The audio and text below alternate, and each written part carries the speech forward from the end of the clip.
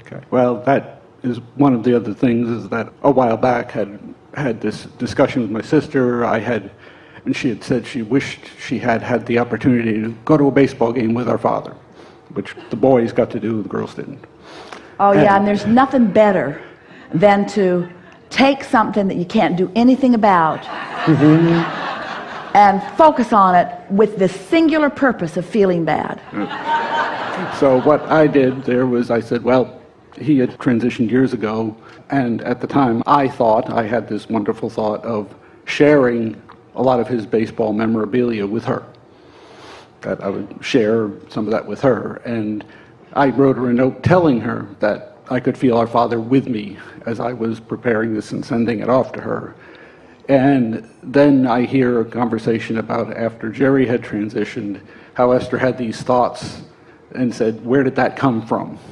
And that it was Jerry actually sharing his thoughts. Yeah, so, and that's when I came to the realization that was my father sharing his thoughts with me. And another thing that's really nice to realize, this is important.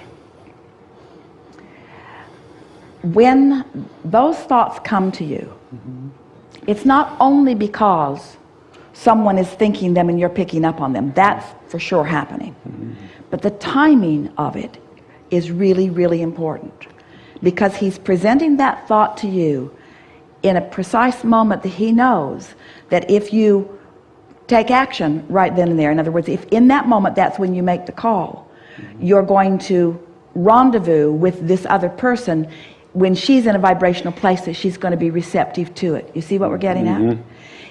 If you get the impulse and you say, oh yeah, I need to do that, and you make a note of it, assistant, please at some point or later when I have time.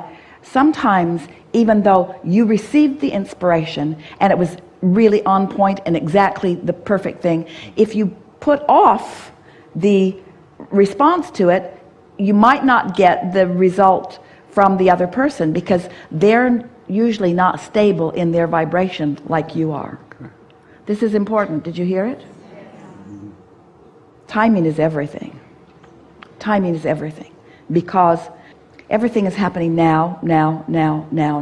So when you get an inspiration about something to do with someone else, the inspiration that you're getting is happening now, which means now is the window. Now, not tomorrow when you have more time, not after you get that other long list of things done. Now, the window in which you receive the inspiration is the window in which the best application of the action is.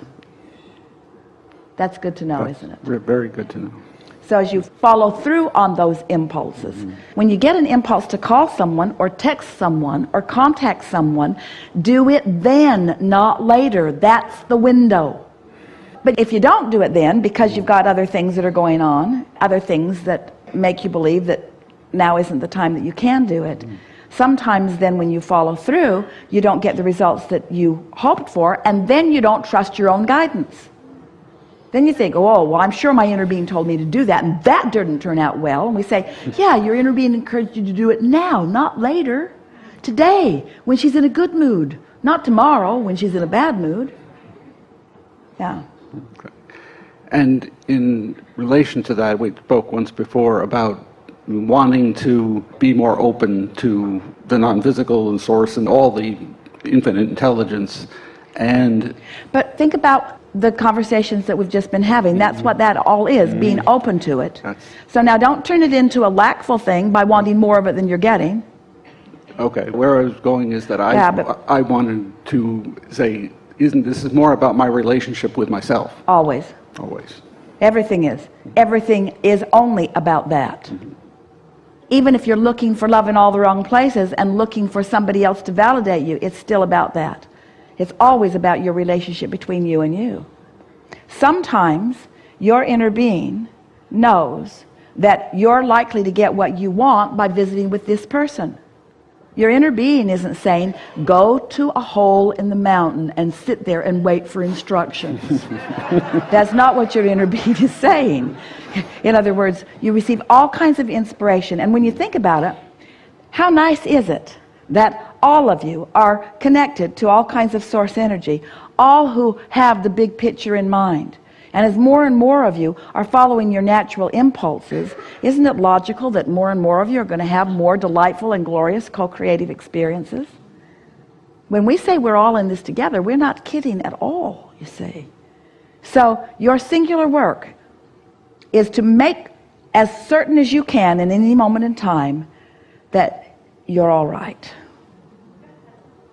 That you're all right. However, you have to work it around in your mind to make yourself all right. Then the ideas start flowing and the fun starts happening. Because the expansion is inevitable. You are expanding so rapidly you don't even know it. You're missing out on so much of the fun of your own expansion.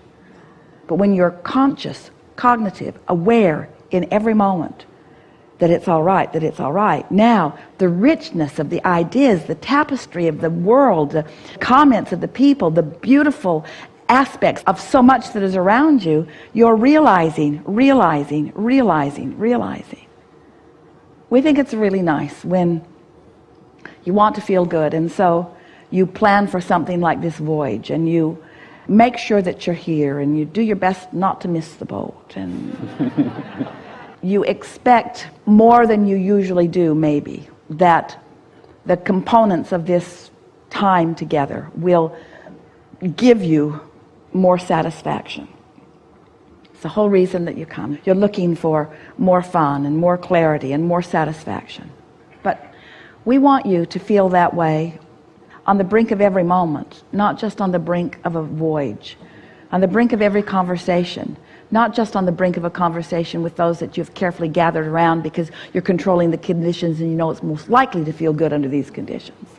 When you know for sure that it's all right, that you are surrounded by intentionality and intelligence and clarity and unconditional love, then being brave isn't a factor because there's nothing to be afraid of.